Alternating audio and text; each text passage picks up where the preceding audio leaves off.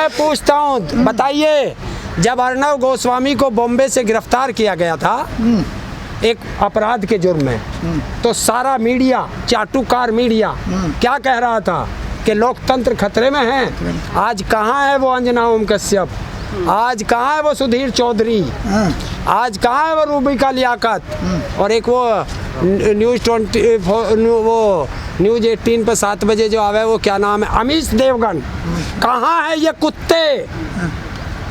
बताएं कि उसने कहा है क्या, इसने अर्नब गोस्वामी ने कि आर भारत विद तालिबान। तो अब योगी बताए कि किस दिन उस पर यूपीए लगा के और नोएडा से उठा के जेल में बंद करता है। बताए योगी, जवाब दे मुझे कि क्या अर्नब आर भारत जो है तालिबान के साथ खड़ा है, और जो तालिबान के साथ खड़ा है उसके लिए यूपीए लगाता है ये योगी तो लगाए इस पे सबसे पहले तो। और अगर इस पे यूपीए नहीं लगाया तो योगी और मोदी तालिबान के साथ खड़े हैं, ये साबित होगा, क्योंकि ये योगी और मोदी का गुंडे वो है, चमचा है। लगाओ। अगर अर्नब गोस्वामी पे यूपीए लगा देगा तो सरकार की चमचागिरी करने का फायदा क्या है? तो हो गया ना कि जो सरकार से सवाल करेगा उस पे यूपीए लगेगा। बिल्कुल, आप दिन से देख जो सरकार के गलत नीतियों का विरोध करेगा उस पे यूपीए लगेगा। तो कह दो सरकारों से कि खुला चैलेंज है मेरा, किसानों पे मत ले जाना, मैं कह रहा हूँ, क्योंकि कुछ पर्सनल भी होते हैं, कि खुला चैलेंज है मेरा कि इतनी गद्दारी देश के अंदर नहीं चलेगी, और भारत के अंदर 2 संविधान नहीं चलेंगे कि किसानों के लिए, आम नागरिक के लिए बाबा साहब का संविधान, और इन उद्योगपतियों के लिए गोवलकर का संविधान, आरएसएस का संविधान, ये देश कभी स्वीकार नहीं करेगा। अर्नब गोस्वामी को ये पहला फायदा नहीं है, इससे पहले भी सरकार से फायदा ले चुका है।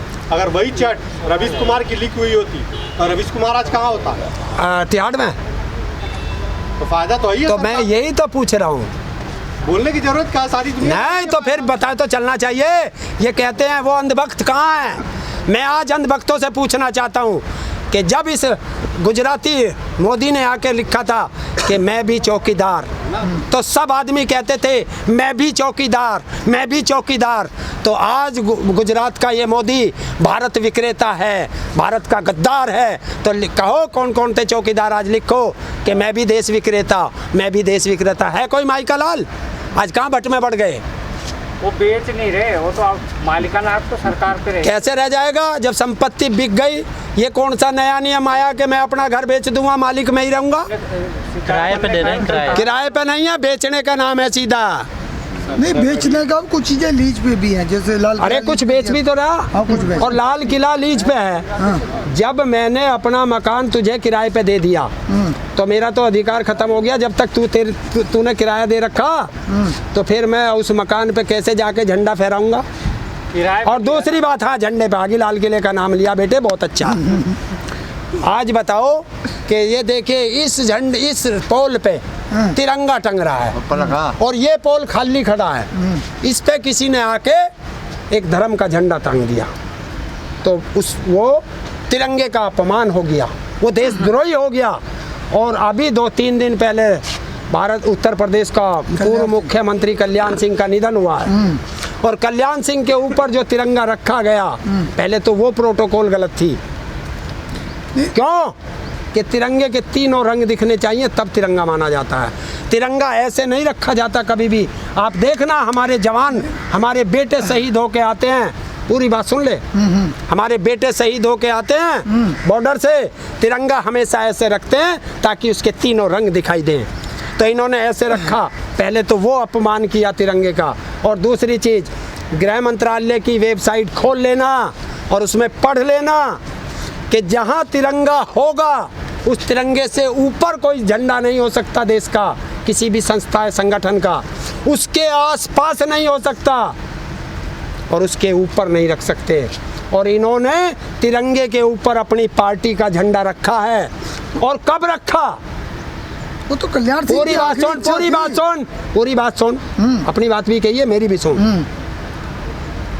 कि जब लाल किले पे ये हुआ था, जो एक धार्मिक झंडा एक पोल पे चढ़ाया गया था, ना तो कोई किसान नेता था वहाँ, तब किसान सारे भी बदनाम किए गए थे, हमें खालिस्तानी पाकिस्तानी क्या क्या कहा गया था।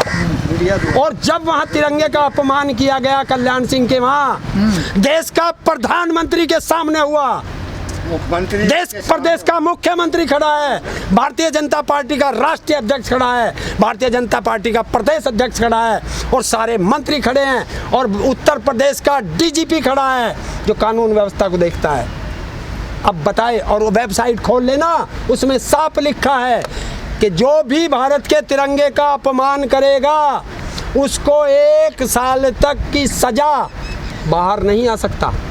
और जो उस परिसर में जितने लोग हैं वो सब उस सजा के हकदार हैं। नहीं हो तो मैं दे दूँगा, अभी मेरे पास है, मैं पूरी खोल के लाया हूँ, वेबसाइट पढ़ के आया हूँ, कानून पढ़ के आया हूँ। तो आप बताएं। लेकिन कल्याण सिंह, आपने वेबसाइट एक मिनट, बीजेपी वाले के लिए वहाँ पे छूट होगा लिखा हुआ। कल्याण सिंह की आखिरी इच्छा थी, ये भी वीडियो मैंने देखा है। हाँ। कल्याण सिंह की आखिरी इच्छा ये थी कि जब भी मेरा शरीर है उसमें पार्टी का झंडा डाला जाए। बिल्कुल, हाँ, लेकिन अभी सुन ले, हम बताइए। नहीं, रुकिए बाबा जी, रुकिए।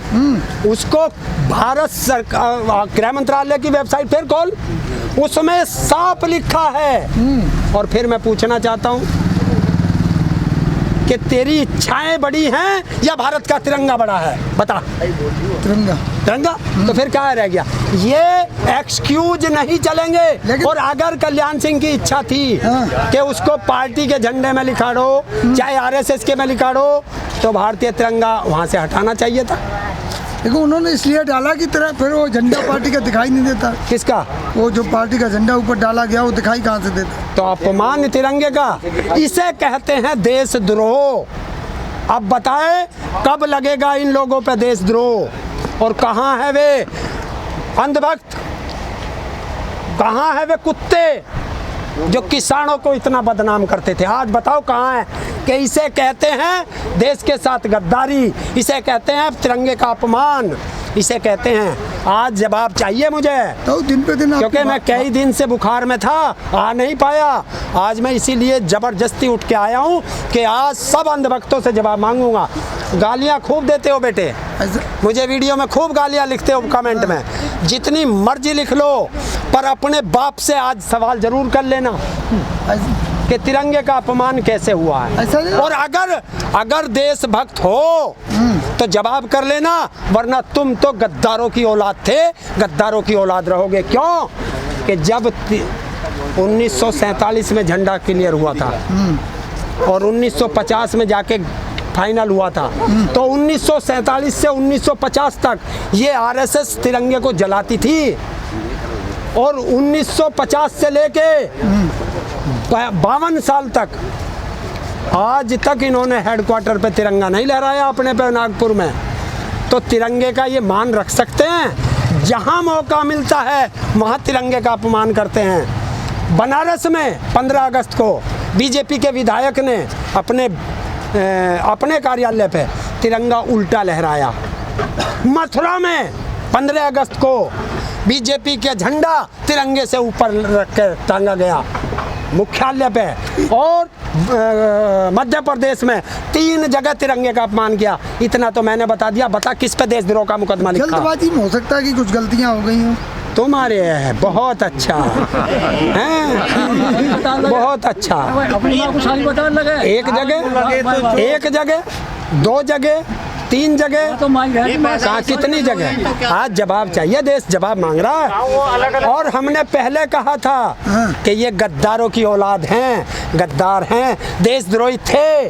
क्यों? जब अंग्रेजों से हमारे पुरखे लड़ रहे थे, ये तब भी आरएसएस वाले अंग्रेजों के साथ खड़े थे। तो ऐसा नहीं लगता कि आपकी जबान भी थोड़ी कड़वी होती जा रही दिनों दिन? क्या? बुखार की वजह से? अगर चोर को चोर कहना गुनाह है तो ये जबान तो बहुत कड़वी रहेगी। चोर को चोर कहना अगर गुनाह है तो जब तक ये ताऊ जिएगा ये गुनाह तो करता रहेगा।